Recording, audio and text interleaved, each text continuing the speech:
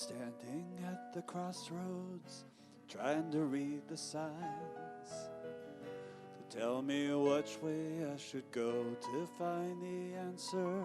And all the time I know, plant your love and let it grow. I love the little window between the big holiday of Christmas and New Year's. And it's a time where, we do tend to look toward goals and what is it that we want to bring into this new year. I have also found it super powerful to spend a little time thinking about what do I not want to drag into the new year with me. And so I'm going to talk today a bit about the power of release, and I hope that it's a little bit of a run-up to the really fabulous burning bowl ceremony that Reverend Jane will lead on New Year's Eve. Now, when I'm talking about release, I am not just talking about all the dorky gifts we might have been given that we're going to re-gift to others. And I'm not even talking about things that we tend to think about with resolutions, like old habits or excess weight, the things that we might resolve to let go of in the new year. I'm going to talk a little bit more about beliefs. Beliefs, and to Dick's point, our way of thinking about things. We are stepping, guys, not only into a new year, we are stepping into a whole new decade. And I don't know about you, but I am more than ready to put 2019 in the rearview mirror and step into this whole new phase. So it's a perfect time to be thinking about release. One of Unity's foundational teachings is based on 12 spiritual powers, which includes things like love and faith and wisdom, strength. It also includes release. Unity actually views release as an important spiritual power.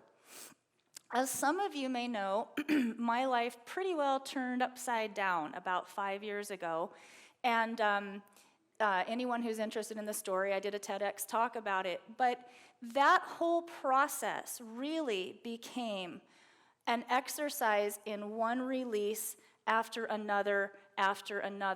And I remember journaling at some point about a year into it. I was super excited about the learning that was taking place. Now, 5 years later, I am most excited about the unlearning that took place in those many years. Harnessing the power of release, and this time of year is perfect for that, I think is a little bit like cleaning out the closets in our minds. We think of spring as a perfect time to deep clean the house or the yard or the garden. I think winter is a fantastic time to sort of clean all the old dead growth out of the gardens of our consciousness. And when we do that, we till the soil in a sacred space that can allow truth to grow there. One of the areas I think that's most powerful to think about are the beliefs we hold about how life works. By the time we're little kids, we start taking on all this programming. It's what the adults in our lives tell us. It's even when we get into fisticuffs with other little kids, what that tells us. We start layering on programming. And that actually creates the picture of how we see the world. A couple of years ago, I was in a workshop. Lots of us in this room do a lot of workshops. And I was doing a variation on an exercise that probably many of us have done many times. In the one column, I was putting the things that I believe to be my strengths and my talents. And in the other column, I was putting, the things that I feel I ought to work on. And we tend to focus a lot on that column, the things that we want to work on. But this particular time, I got really interested in what I had put in my strengths column. My whole life, when I'd done an exercise like that, I had always put, I'm strong, and I'm tough, and I'm resilient. And I am all of those things. But this day, I was so busted down, I was so worn out, I started asking, why are those always in that column? And what it revealed to me was I identified with those things because I was believing life is hard, I gotta work hard at it, It's going to kick me, but I'm not going to let it keep me down. And when I saw into my core beliefs that day, I almost started crying because I was just so tired of fighting my way through life all the time. I just as easily could have put in that column, I attract all kinds of help, unasked for even. Resources flow to me that I haven't worked for. I could just as well have put that. So this is a really beautiful time of quiet, reflective space to look at what are the stories we tell ourselves about how this challenging and beautiful mystery called life really works. Charles Fillmore, one of the founders of Unity, taught that the beliefs that we and our ancestors hold become thought currents that are so powerful. The only way to really break free of them is to have a resolute decision not to entertain them anymore.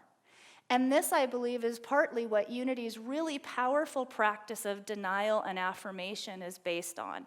And denial is not just la, la, la, la, or, head in the sand. Unity's version of denial is super powerful. It's also not saying there's not a reality of a circumstance. I have $20 in my checking account. It's not saying I'm just going to magically add a few zeros and pretend I don't. But what it is saying is, I deny the power of that circumstance to keep me back. And I deny that there's only one version of reality to that circumstance. It's a really beautiful way when we start to notice old beliefs. We can release, we can just deny that they have any more power to dictate the view of the world that we see. Another really powerful, this might be especially useful to think about going into that burning bowl ceremony.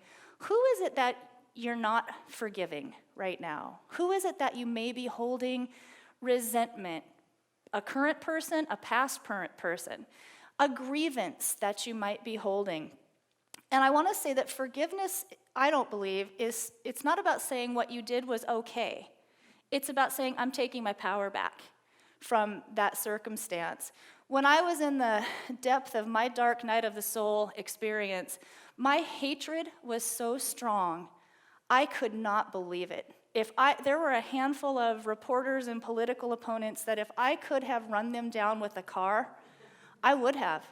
I'm ashamed to admit this, but I'm blunt and honest. I fantasized about them being exposed for being pedophiles because I wanted them to hurt the way I was being hurt. Having seen that in myself put me on a powerful trajectory of facing my own shadow, to be sure. But it was literally eating me alive. It was costing me sleep and God knows how many moments and hours of peace. And that's when I really brought home for myself the truth in that old statement that being unforgiving or holding hatred towards someone is like drinking rat poison expecting that person to die. That is what I was doing. And I started working a lot at that time with A Course in Miracles, which has transformed my life in miraculous ways. And I also, at that time, worked with a beautiful book, The Book of Forgiving, by Desmond Tutu and his daughter, Mufo. And both of those teachings, they drive home the point that the most important first step in forgiveness is being willing. And I had been telling myself for months, I'm willing. I'm having a hard, but then I had the insight, I wasn't really willing. Because if I let the bad guys off the hook, did that mean I was on the hook for the mess ricocheting through my life? And I did not like how that felt. I realized in that moment, I would never before in my life have said, I view myself as a victim. That is exactly what I was doing in that moment. I was attached to having been victimized by the situation.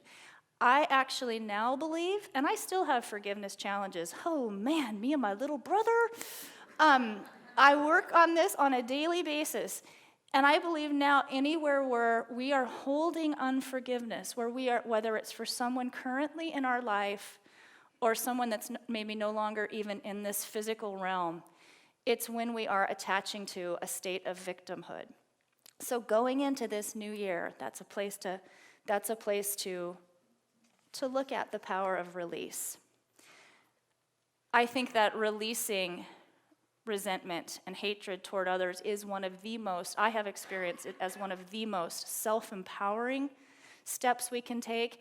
And if you think about it, if we could all do it, it would heal our world. The last piece of release that I will talk about, my talk today was titled, "Please Release Me, Let Me Grow."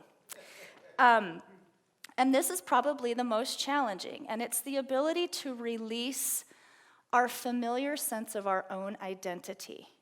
This construct this personality that we start creating from the moment as little kids we start bumping into that programming, we build a construct around ourselves to navigate through this challenging human experience.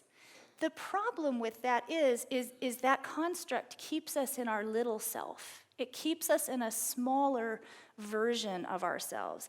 It prevents us from feeling where Dick took us in that meditation, that we are spiritual beings attached to something much bigger than what we experience in a human suitcase. It's a separate self. It's the part of us that needs to feel separate from others, which also keeps us feeling separate from spirit and from the truth of our identity. It's the part that says, I'm just human. And it's when we release the belief that I am just human that we can clear space to remember we're actually divine. We are extensions of, creations of, expressions of God. That is one of the most powerful things that Unity teaches that drew me to this particular pathway. And fully stepping into our divine identity requires us to let go the death hold on that old small self. And that's often a challenging thing for us. But I can tell you, one of the things that I will be bringing to my burning bowl ceremony is littleness, continuing to release my littleness.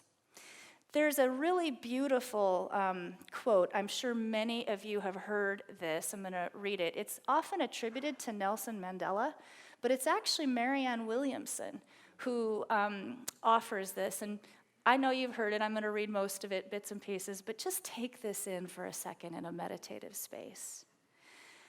Our deepest fear is not that we are inadequate. Our deepest fear is that we are powerful beyond measure. It's our light and not our darkness that most frightens us. We ask ourselves, who am I to be brilliant, gorgeous, talented, and fabulous? Actually, who are you not to be? You are a child of God, and your playing small does not serve the world. We were born to manifest the glory of God that is within us. There's a term in archaeology called the liminal phase, Liminal, liminal. I think it's the same root as limbo.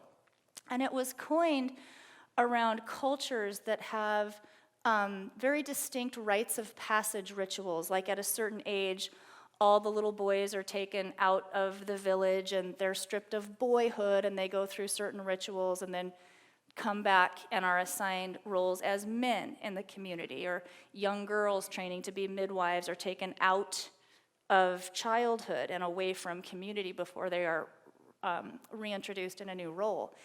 The term liminal has now been rolled into the realm of psychology. And it's used to describe any time a person gets abruptly knocked out of their old familiar role in community or society. It can happen with the death of a loved one, the loss of a job. It can happen with an illness that prevents us from having the physicality that we had. It can happen with a public shaming. It can happen in a lot of ways. And unfortunately, in our culture, there usually isn't any sort of ritualized support for moving through such a phase. And it's a very, very difficult place for a human psyche to be. And I suspect there are people in this room right now who feel a bit of this liminal phase. Things have been a little turned over from what you thought your trajectory was, and you're not quite sure what it's going to look like when you step into a new solid place in community and society. I have found personally, and in working with others going through it, there's a natural tendency to rush it, to hurry, to push, to try to get out of that uncomfortable field of uncertainty and reclaim a steady position in society. But in this dark time of the year right now is a perfect time to just embrace a bit of release, a bit of uncertainty, a bit of liminality as we start the process of setting goals and thinking about things that we might want in this coming year. It's a transformative time to sit in the liminal phase. You know, if you pull a butterfly out of the chrysalis too soon, even if it's alive, it'll never fly because its wings need time to fully develop, and then it needs time to hang there a bit and dry and stretch before it can fly. Pulling ourselves out of our own transitions sometimes can cripple those wings. We have a culture, we live in a culture that's fixated on acquisition. We're just coming through a holiday season, which is all about, for many, gift giving and receiving. But there's tremendous power in the release, in the letting go as well. And often that is what is absolutely necessary for the acquisition of deeper truths and new perspectives. I'm going to share a little story. I got to visit Unity Village for the first time this past summer. I think it was in June or July. And I was super excited going into this because I'm on the ministerial path, which is talk about liminal phase. Holy cow, that was an unforeseen thing for me, Kev and I. It's been awesome. But this was my first chance to see, home base, Unity Village, all of that. I was doubly excited because there was a deadline for all the legal garbage that I have been embroiled in for 4.5 years. There was a deadline right before the People's Convention at the Village that I thought it was all going to wrap up. And that day comes, and as had happened over and over again, everything got delayed again. And I was just crestfallen and tired. And I get on the plane to head to the village and not in the headspace that I wanted to be in. And I got there and, I really was frustrated and troubled and down and not in a open spiritual place of faith and joy. So I spent the first half a day there mostly by myself. I walked the grounds. They're beautiful for anyone who ever gets a chance to go to Unity Village. I highly encourage it. I spent some time in the little tiny, quiet, antique Myrtle Fillmore prayer chapel. And then I discovered the Unity 12 Powers Walk.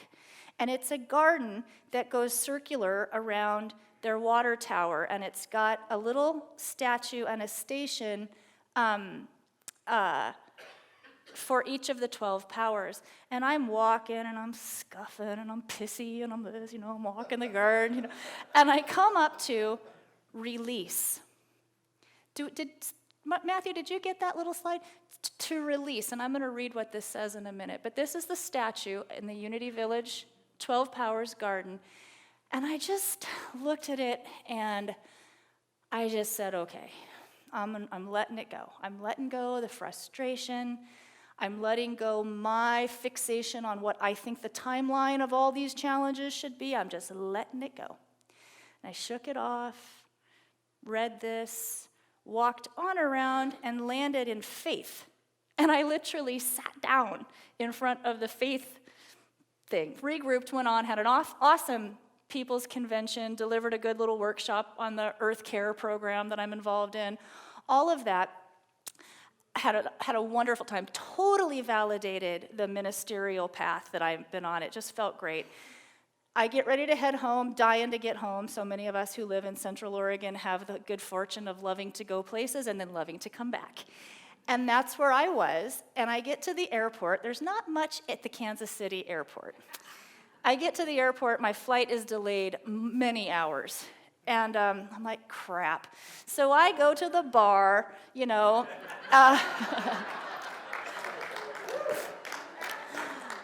And the cool thing was the U.S. women's soccer team just was playing, which I love. I would have missed that.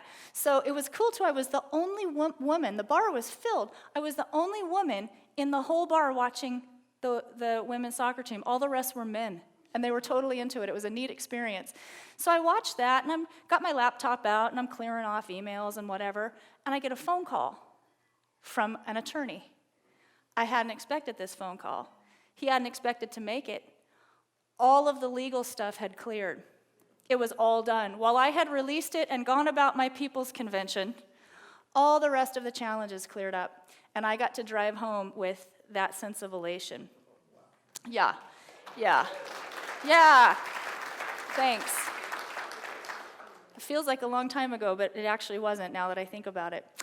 So I mentioned that I work a lot now with A Course in Miracles, and I want to read one of my very favorite passages out of the Course. It says, "Simply do this, be still, and lay aside all thoughts of what you are and what God is, all concepts you have learned about the world, all images you hold about yourself. Empty your mind of everything it thinks is either true or false, good or bad, of every thought it judges worthy, and all the ideas of which it is ashamed. Hold on to nothing. Do not bring one thought the past has taught, nor one belief you ever learned before from anything. Forget this world, forget this course, and come with holy empty hands unto your God." The power of release is meant to be gentle. It's an allowing, it's not a forcing. It's a letting go rather than a punishing of anything. It's a cleansing. I learned from Jane, Reverend Hyatt, in a workshop, a couple years ago, the concept of when we're making changes in ourselves, when we're wanting to release aspects of ourselves, instead of exorcising them, it's loving them. How have they served us? And I'll give you an example as you all may be thinking about aspects of ourselves we want to release as we move into a new year and a new decade. I had a lifelong challenge with scarcity thinking and with the frustration around that. Even when I had times when I was making really good money, I would get into scarcity thinking, and it was something that I had tried to exorcise out of myself my whole life. And I suddenly realized, I took a moment to say, well, gosh, how has this thing served me? The truth is, I've been lucky to be very successful in lots and lots of ways. And had it not been for my ongoing wrestling match with scarcity illusion, I never would have gone as deep spiritually. I never would have done the work to develop the riches that I have in other areas. And almost everything in our lives, even the bad habits that we want to let go of, that we should let go of, serve us in a certain way. And I find it's a lot more effective to honor and respect those. Give them a little love as we send them out the door. When we surrender our limiting perspectives, our limiting way of thinking, we open up whole new spaces for new and higher perspectives to flow in. Again, before I just wrap here, I want to remind everyone for the, 12th time now, the burning bowl ceremony is fantastic. It's very private. There's no proclamations of what you're releasing, but there's also a communal support that comes through the ritual. And then Matthew had it up earlier. On January 18th, I believe, I'm gonna be doing a workshop here on making 2020 a breakthrough year. It's gonna take some of this stuff and then go forward. It's not about resolutions, it's more about kind of a strategic plan for our lives. And there's a discount to Unity members, by the way, a little perk. If you're not really a Unity member, think about it.